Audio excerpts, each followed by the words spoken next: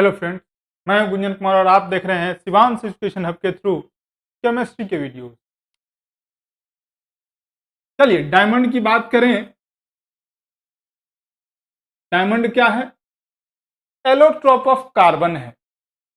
अब सवाल उठता यह है कि तब से मैं आपको बहुत देर से एलोट्रोप एलोट्रोप बोले जा रहा हूं। सवाल तो बनता है कि ये एलोट्रोप है क्या। चलिए पहले एलोट्रोप के बारे में ही जान लें। एलोट्रोप के बारे में जानेंगे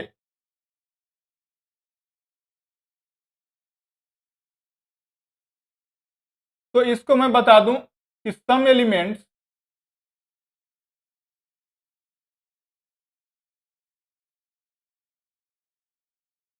exist in various form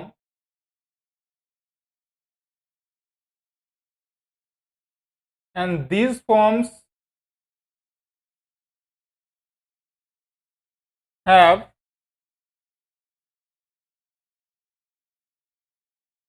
different physical properties but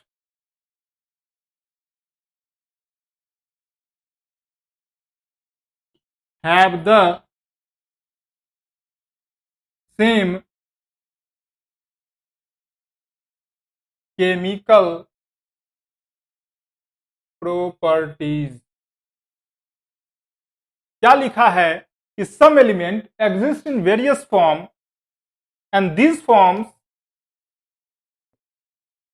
forms have different physical properties but have the same chemical properties। क्या मतलब रहा इसका? मतलब ये है कि यदि कोई एलिमेंट है तो नेचर में अलग अलग फिजिकल प्रॉपर्टी शो करेगा, लेकिन केमिकल प्रॉपर्टी सबका एक ही होगा। क्यों? क्योंकि होल थिंग इज दैट भैया कि वो एलिमेंट तो एक ही है। तो एक एलिमेंट का अलग अलग केमिकल प्रॉपर्टी थोड़ा ही होगा। कार्बन एलिमेंट है तो वैलेंसी 3 के जगह 4 की जगह 3 हो जाएगा क्या, या 5 हो जाएगा क्या? ऐसा नहीं हो सकता। तो क्या होगा? कार्बन की वैलेंसी तो ऑलवेज फिक्स। और केमिकल प्रॉपर्टी का चक्कर किधर से आता है?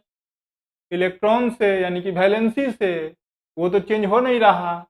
चेंज क्या होगा? तो फिजिकल प्रॉपर्टी। अब फिजिकल प्रॉपर्टी में क्या आता है भाई? Colour, shape, size, density, these are the physical property. तो इनमें आपको चेंज आएंगे और इसी चेंज की वजह से आपको कार्बन के 3 एलोट्रॉप्स देखने को मिलते हैं। पहला है आपका डायमंड। तो डायमंड की खासियत क्या? डायमंड की खासियत यह है कि यदि आप डायमंड से काटना चाहो किसी भी चीज को तो कट जाए। डायमंड को काटता है। डायमंड इग्नियस रॉक्स को काटता है। जो लोहा भी ना काट सके वो उसको काट देता है। इग्नियस रॉक्स को यदि आप लोहा से काटना चाहो तो वो लोहा बहुत जल्दी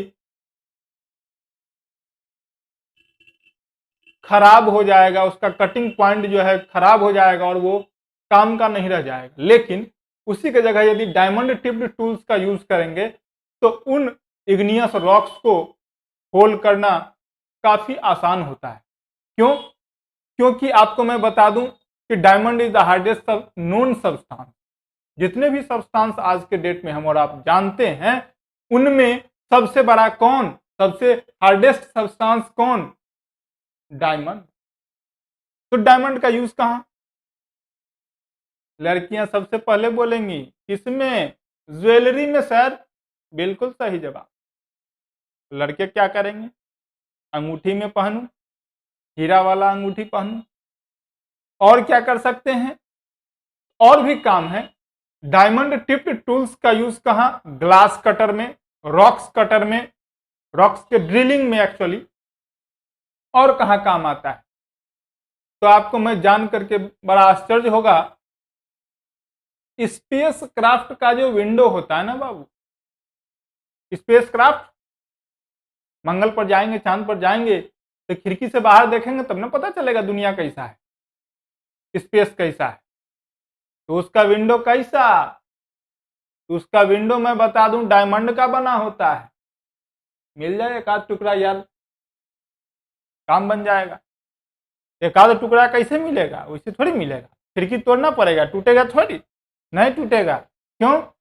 अभी पढ़े ना, हार्डेस्ट सब्सटेंस है, किसी से मारोगे जो टूट जाएगा, नहीं टूटेगा इतना आसानी से। यदि टूटना होता तो वो इतना जो प्रेशर होता है, तो आप सुनते होंगे कि स्पेस क्राफ्ट जब कल्पना चावला आ रही थी तो हमारे एटमॉस्फेयर में आने से पहले उसमें आग लग गया, तो किसी ना किसी डिफॉल्ट की वजह से हुआ। और होता ये है कि जब हम लोग एस्टेरॉइड्स वगैरह जो गिरते हैं, उल्कापिंड जिसे हम लोग कहते हैं, तो वो उल्कापिंड जब गिर रहे होते हैं तो होता क्या है कि हमारे एटमॉस्फेयर में जब वो इंटर करते हैं ना, तो उनमें रगर होता है, स्क्रैच आता है, जिसकी वजह से उसमें आग लग जाती है और वो जल करके जमीन पर जब गिरते हैं तो इतना सा होता है या फिर नहीं ही के बराबर होता है, राख हो जाता है। तो वही कुछ उस स्पेस क्राफ्ट के साथ में भी हुआ होगा। तो मैं आपको बता रहा था क्या कि स्पेस क्राफ्ट का विंडो जो होता है वो किसका बना होता है? डायमंड का। और क्या चीज है इसमें खासियत? तो सबसे बड़ी खासियत ये कि डायमंड जो आपको मिलता है वो आपको सभी शेप और साइज में अवेलेबल है। सभी शेप एंड साइज कहने का मतलब ऐसा नहीं है कि जब वो जमीन से निकाला जाता है तो आपके हाथों या ज्वेलरी वगैरह में जो चमक होती है उतनी चमक हो, ऐसा नहीं है। उसको तराशा जाता है, उसमें कटिंग किया जाता है और उस कटिंग के बाद जो है आपका उसमें उतना चमक आता है, यानी कि ब्रिलियंस की बात करेंगे हम। चलिए आगे देखेंगे हम लोग।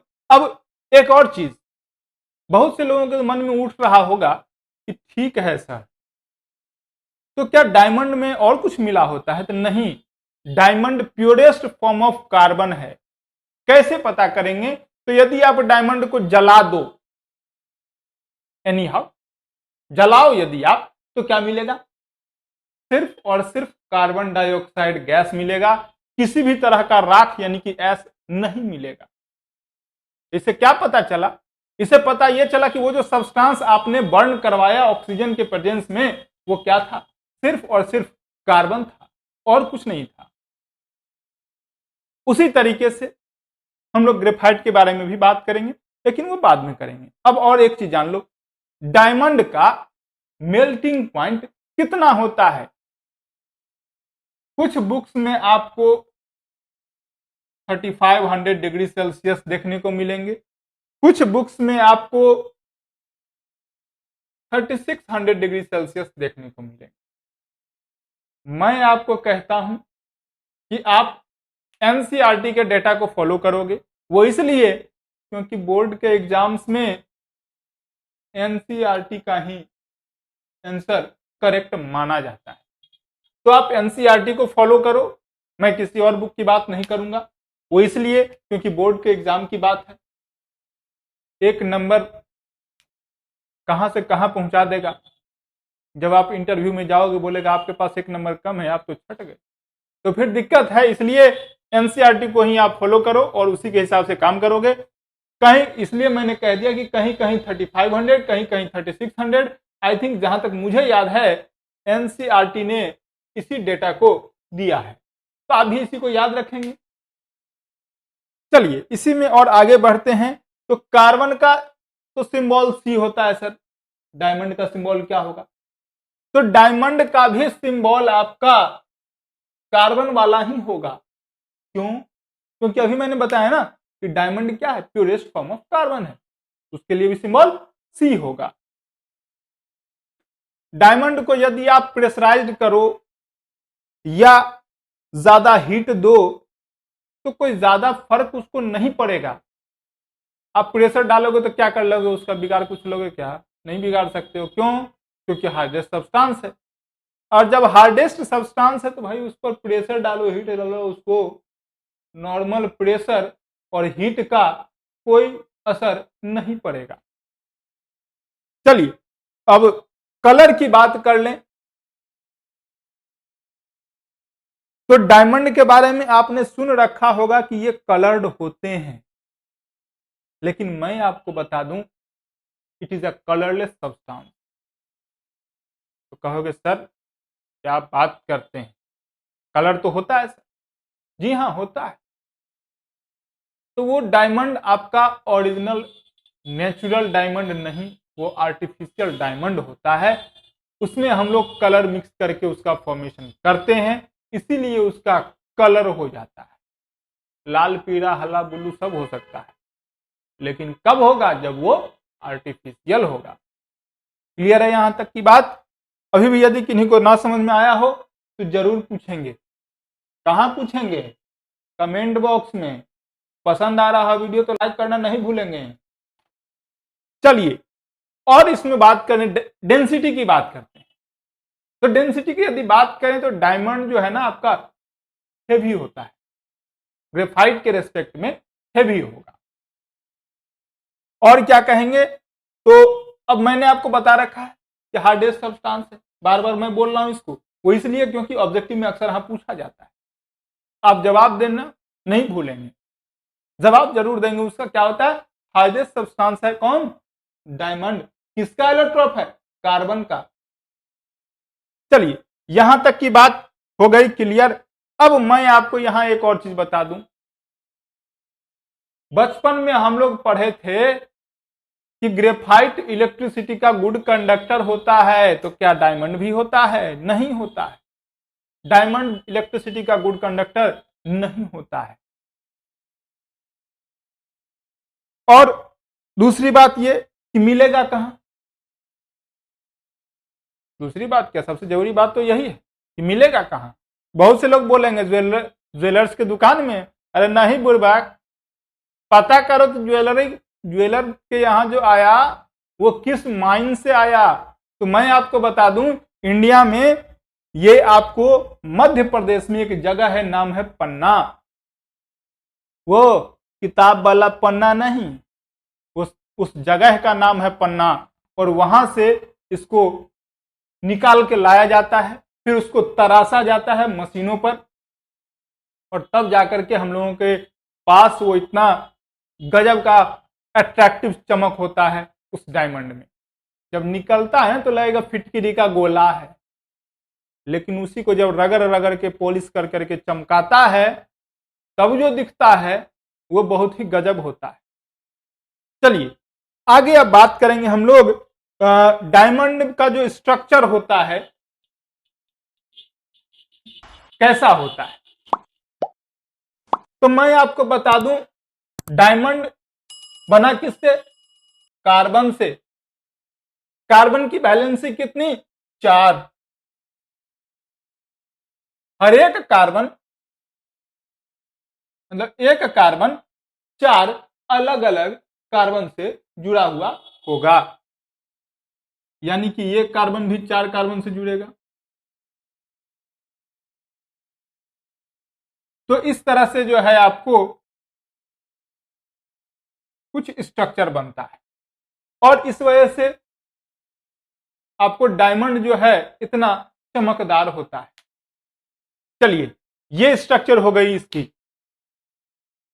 अब यदि आपसे कोई पूछे कि ये इलेक्ट्रिसिटी का बैड कंडक्टर क्यों है या गुड कंडक्टर क्यों नहीं है, तो आप बता सकते हैं कि कार्बन की वैलेंसी 4, और चारों जब जुड़ा हुआ है ही, मतलब 4 के 4 फुलफिल हो रहा है, तो फिर जब चारों आपस में बॉन्ड बना ही रहा है तो फिर ये इलेक्ट्रॉन तो फ्री होगा नहीं, और जब इलेक्ट्रॉन फ्री नहीं होगा तो बॉन्ड बनेगा कहां?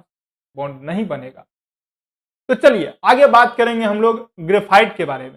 अब आगे बात करेंगे हम लोग ग्रेफाइट की। किसकी बात करेंगे? ग्रेफाइट की। ग्रेफाइट में क्या जानेंगे? हम लोगों ने देखा क्या कि डायमंड क्या था? कलरलेस हार्डेस्ट सब्सटेंस था। लेकिन यदि हम ग्रेफाइट की बात करें तो ये कैसा होता है? ब्लैक होता है। कैसा होता है?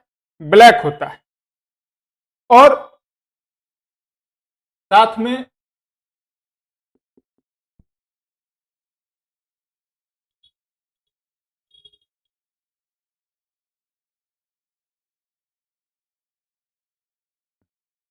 स्लिपरी टू टच होता है।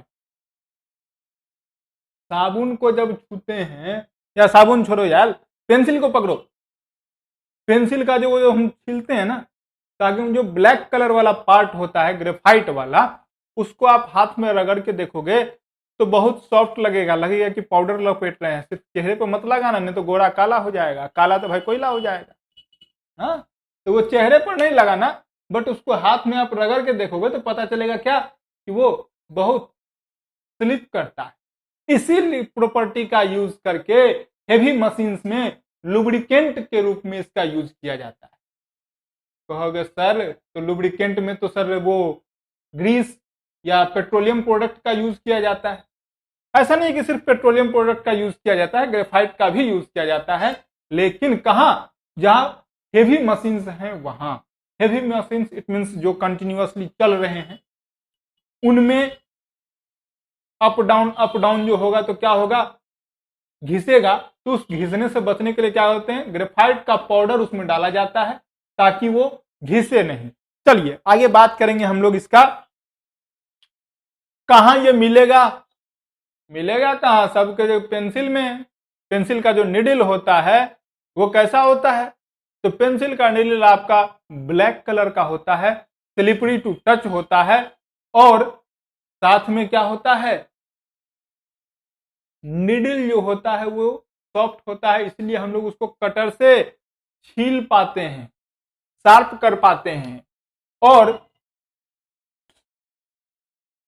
कई तरह का हार्डनेस होता है उसमें। आप यदि देखोगे तो पेंसिल के कई वैरायटी आते हैं, एक होता है डार्क, एक होता है हार्ड डार्क, एक्स्ट्रा डार्क, एक होता है वो HB, एक होता है H2S 3H, इस तरह का होता है। तो अलग अलग क्वालिटीज के होते हैं, ठीक है। तो उस पर कंफ्यूजन मत होना, सारे में होता है क्या, ग्रेफाइट ही, क्वालिटी बदल जाता है, बात अलग है। चलिए आगे हम लोग इसमें देखेंगे कि फिर बात उठती है, सर ठीक है कार्बन का एलोट्रॉप है ना सर, तो डायमंड का C लेते थे, तो ग्रेफाइट का क्या लिखेंगे, तो ग्रेफाइट को भी हम लोग C से ही डिनोट करेंगे। और यदि कोई पूछ दे कि ग्रेफाइट की वैलेंसी कितनी होगी, तो क्या कहेंगे, 4। क्यों, क्योंकि कार्बन है ना, कार्बन के आउटर मोस्ट ऑर्बिट में 4 इलेक्ट्रॉन, और 4 इलेक्ट्रॉन है तो वैलेंसी 4 है, ठीक है। चलिए आगे देखते हैं हम लोग। यहां एक और चीज मैं आपको बता दूं, थोड़ा सा हिस्ट्री में चलते हैं। तो हिस्ट्री में यह बताया गया हम लोगों को कि हम लोग जो ये ग्रेफाइट का यूज कर रहे हैं ना बाबू, वो 16th सेंचुरी के आसपास से करते आ रहे हैं लिखने के लिए। लिखने के लिए जो है हम लोग 16th सेंचुरी से ग्रेफाइट का यूज करते आ रहे हैं। क्योंकि सर पहले का लोग जो सर लिखता था वो कौन सी से लिखता था, इंक से लिखता था, मोर के पंख को इंक में डुबोता था और उससे लिखता था। ग्रेफाइट का जमाने नहीं था, और उससे भी होता था तो क्या करता था, चूना पत्थर से लिखता था, जिससे हम लोग कैल्शियम कार्बोनेट कहते हैं। क्लियर है। चलिए आगे बढ़ते हैं हम लोग इसमें। अब ग्रेफाइट के स्ट्रक्चर की बात करें, तो ग्रेफाइट के स्ट्रक्चर की जब मैं बात करूंगा तो उसका स्ट्रक्चर कुछ ऐसा होता है, हेक्सागोनल स्ट्रक्चर होता है। कैसा होता है, हेक्सागोनल स्ट्रक्चर होता है।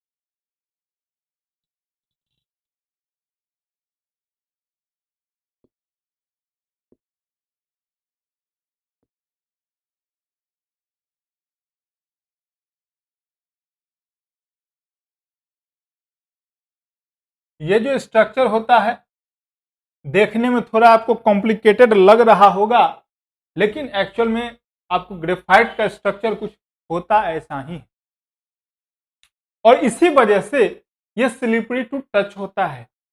और मैं आपको बता दूं, डायमंड में हम लोगों ने देखा था क्या कि diamond is the bad conductor of electricity but graphite is a good conductor of electricity. मैं जब अपने स्कूल लाइफ में था तो मैंने अपने टीचर से पूछ दिया कि सर कैसे पता करेंगे कि graphite good conductor of electricity है।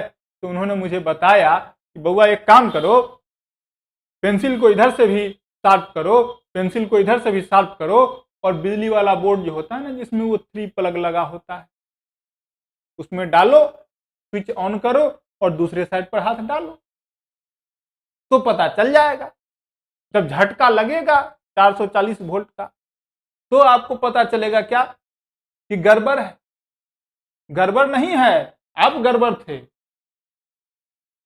मास्टर साहब ने तो पहले ही बता दिया था आपको, सर ने तो पहले ही बता दिया था कि graphite is a good conductor of electricity. हमने उस पर विश्वास नहीं किया, प्रैक्टिकल कर दिए। प्रैक्टिकल कर दिए तो झटका भी तो हम ही खाएंगे। तो वही झटका हम लोगों ने खाया और तब पता चला कि yes, graphite is the good conductor of electricity.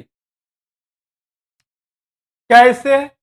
अब सवाल उठता है जी कि ठीक है, मान लिया कि graphite is a good conductor of electricity, लेकिन हाउ, कैसे मान लेंगे? तो मानने के लिए तो भाई प्रैक्टिकल करके दिखा देंगे, लेकिन थ्योरेटिकल वे में कैसे करेंगे? तो कुछ ऐसे करेंगे कि देखिए, अगर आप गौर से देख रहे हैं तो जितना कॉर्नर बनता हुआ दिख रहा है आपको, वो क्या है? एक कार्बन है। तो यदि आप उस कार्बन को गौर से देखेंगे तो एक लाइन इधर गया, एक लाइन इधर गया, एक लाइन इधर गया। लेकिन आपने क्या पढ़ रखा है? कार्बन का तो 4 वैलेंसी होता है, तो 4 बॉन्ड बनना चाहिए था। यहां तो एक ही बॉन्ड बना है ना। एक इलेक्ट्रॉन अभी भी इसका फ्री है, और वही फ्री इलेक्ट्रॉन इतना कमाल करता है कि ये इलेक्ट्रिसिटी का गुड कंडक्टर है। और हम लोग सेल के सेंटर में जो रॉड लगा होता है उसमें इसका हम लोग यूज कर देते हैं। बड़े काम की चीज है। यदि पॉजिटिव वे में ले तो, निगेटिव वे में यदि लें तो बहुत बर्बादी की चीज भी है। जैसे मैं किया था प्रैक्टिकल, झटका लगा, 2 दिन तक बेड पर पड़ा रहा। तो ऐसा काम नहीं करना है, ये काम करना है। क्या? कार्बन है, 4 वैलेंसी होता है, 3 ही बॉन्ड बना, 1 इलेक्ट्रॉन फ्री, और इस वजह से graphite is the good conductor of electricity. Clear है ये चीज? चलिए इसी में अब आगे बढ़ेंगे। अब ये स्लिपरी टू टच क्यों होता है? क्योंकि ये लेयर में बना हुआ है। इसका स्ट्रक्चर यदि आप देखोगे तो ये लेयर्ड फॉर्म में है, यानी कि एक के ऊपर दूसरा, दूसरे के ऊपर तीसरा लेयर होता है। जैसे आप यदि पहाड़ों को देखोगे गौर से तो उसमें लेयर के रूप में फॉर्मेशन हो चुका है। तो वो जब लेयर के फॉर्मेशन में होंगे तो आप देखोगे क्या? तो आप देखोगे अलग अलग लेयर हैं, अलग अलग समय में अलग अलग लेयर बना। उसी तरीके से इस ग्रेफाइट की भी यदि बात करें तो अलग अलग लेयर बना है, और इसी वजह से ये जब हम लोग टच करते हैं तो स्लिप करता है, और हम लोग आसानी से कॉपी के ऊपर लिख पाते हैं। यदि ऐसा ना होता, स्लिपरी टू टच ना होता, तो क्या होता? पेज पर ऐसे डालते, पेंसिल का नीडल अल्ले पेज को फाड़ दिया, फिर कैसे लिखते? बच्चा में लिखते थे स्लेट के ऊपर, किससे? चौक से। तो वही काम करते अभी भी। और नहीं तो बूढ़े बुजुर्ग लोग जो इंक पर लिखते थे, मोर के पंख को डुबा के या बांस का वो पेन बना करके, निडल वाला फाउंटेन पेन जिसको हम लोग आज के डेट में कहते हैं, उसको इंक में डुबोते थे और यूं लिखते थे, फिर डुबोते थे, फिर लिखते थे। वही काम कर रहे होते। लेकिन आज के डेट में हम लोग क्या करते हैं? पेंसिल से लिखने का काम कर सकते हैं। चलिए अब आगे बढ़ते हैं हम लोग। इसमें आगे बढ़ के क्या देखेंगे कि जिस तरह से हमने डायमंड का मेल्टिंग पॉइंट देखा, उसी तरीके से हम लोग ग्रेफाइट का भी यूज में देखेंगे क्या कि ग्रेफाइट का मेल्टिंग पॉइंट कितना है तो 3500 डिग्री सेल्सियस। क्या है? एमपी। एमपी बोले तो not Madhya Pradesh, melting point. चलिए अब इसी में आगे क्या देखेंगे हम लोग इसका यूज कहां होता है? तो इलेक्ट्रिक मोटर में होता है। दूसरा कहां यूज होता है? तो पेंसिल के लीड में होता है। और कहां यूज होता है? तो मैंने शुरुआत में ही बताया था, लुब्रिकेंट के फॉर्म में होता है।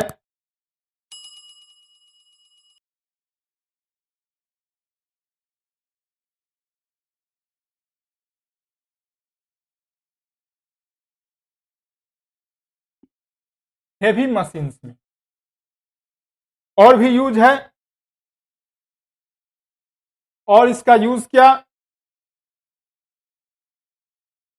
तो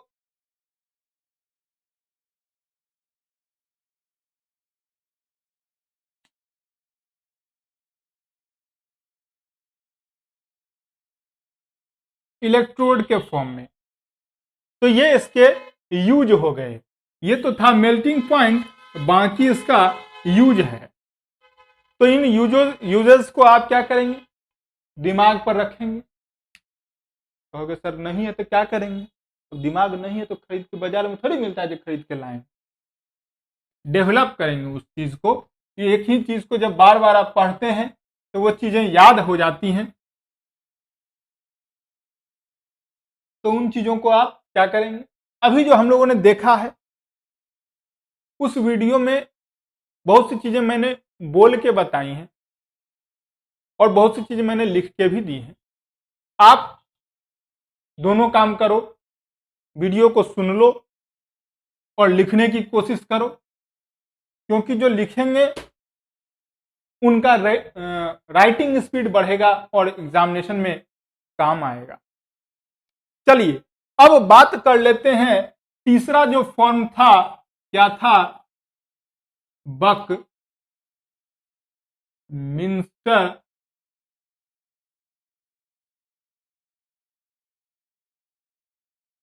फ्लोरेंस।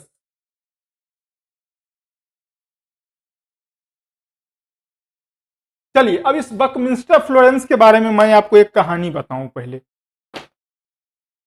कहानी यह है कि ये भाई साहब जो हैं एक साइंटिस्ट थे, नाम था बकमिंस्टर फ्लोर।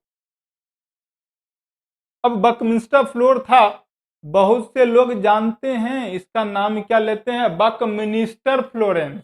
ऐसा नहीं है भाई मेरे, इसको बकमिनिस्टर नहीं पढ़ेंगे, इसको बकमिंस्टर पढ़ते हैं। Buckminster Florence. बकमिंस्टर फ्लोर के नाम पर जिस तरीके से न्यूटन चाचा के नाम पर पड़ गया क्या? न्यूटन्स लॉ ऑफ मोशन, वैसे ही बकमिंस्टर भाई साहब थे, उनके नाम पर पड़ गया क्या? Buckminster Florence. चलिए अब इसके बारे में हम लोग जानते हैं। पहले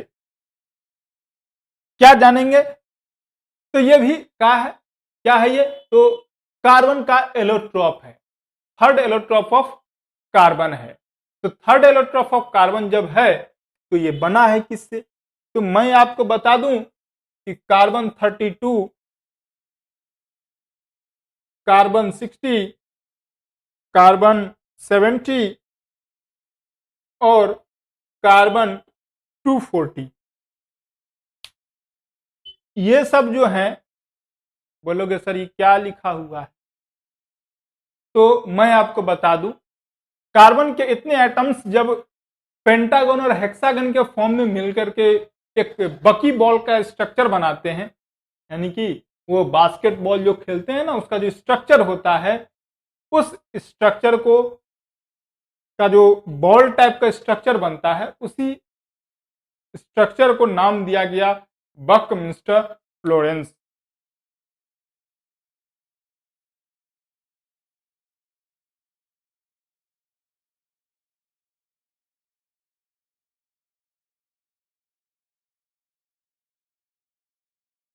अब देखिए पेंटागन और हेक्सागन बना है ना, इसी तरह से आपका स्ट्रक्चर बनेगा और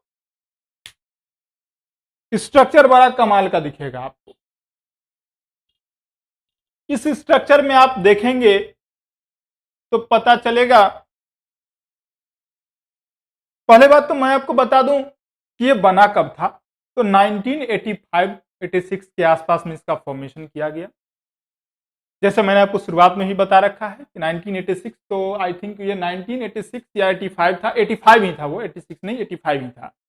तो 1985 में जो है इसका फॉर्मेशन किया गया पहली बार, और आज के डेट में भी इसके ऊपर रिसर्च चल रहा है।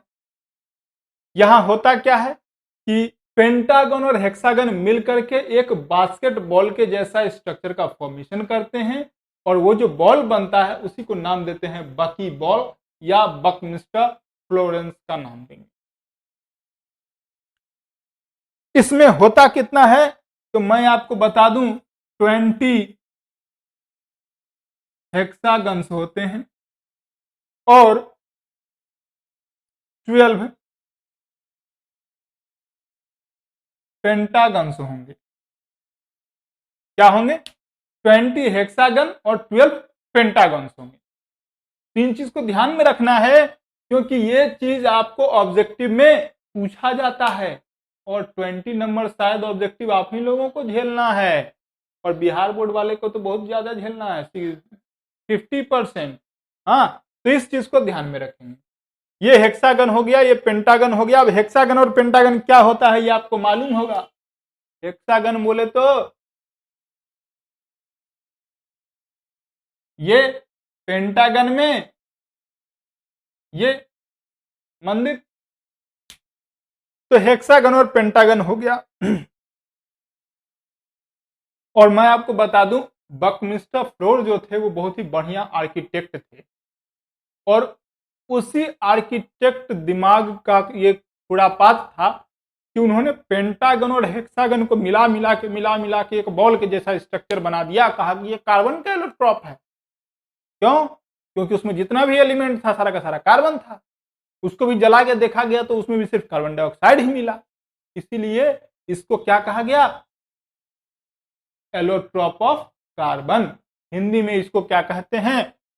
कार्बन के अपर रूप। हिंदी सुनने में थोड़ा अटपटा लगा हो, लेकिन जो है वो मैंने आपको बताया है। चलिए, तो ये आज का जो टॉपिक था आपका एलोट्रॉप्स ऑफ कार्बन या इंट्रोडक्शन ऑफ कार्बन की बात कर लें, उसमें एलोट्रॉप ऑफ कार्बन आया। हम लोगों ने डायमंड, ग्रेफाइट और बकमिस्टर फ्लोरेंस के बारे में जाना। तो बकमिस्टर फ्लोरेंस के बारे में क्या जाना? 1985 में बकमिस्टर फ्लोरेंस जो है आर्किटेक्ट थे, उन्होंने इसका खोज किया। इस चीज को ध्यान में रखेंगे। उसके बाद डायमंड, ग्रेफाइट का यूज किया। तो पूछोगे सर इस बकमिस्टर फ्लोरेंस का यूज किया, तो अभी अभी मैंने बताया ना, अभी इसके ऊपर स्टडी चल रहा है। कुछ ज्यादा जानकारियां नहीं है इसके लिए, लेकिन जितनी जानकारियां हैं मैंने आपको उपलब्ध करा दी हैं। इससे ज्यादा आपको इस बकमिस्टर फ्लोरेंस में से नहीं पूछा जाता है। सबसे ज्यादा जो पूछा जाता है ना, वो कब, किसने और कितना, बस इतना ही इसमें जो है पूछा जाता है। चलिए, अब काम आपका। मैंने आपको बोर्ड पर दिखाया, बहुत कुछ समझ में आया हो तो लाइक करेंगे, सब्सक्राइब करेंगे यदि नए व्यूअर हैं तो, जो पुराने हैं वो क्या करेंगे? शेयर करेंगे, और भी लोगों को सब्सक्राइब करने के लिए बोलेंगे और लाइक करवाएंगे, ताकि हमारा भी हौसला बढ़े और थोड़ी सी क्वालिटी और बढ़े, वीडियो की अच्छी हो। इससे आप लोगों को ही फायदा होगा। चलिए, आज की कहानी यहीं समाप्त करते हैं।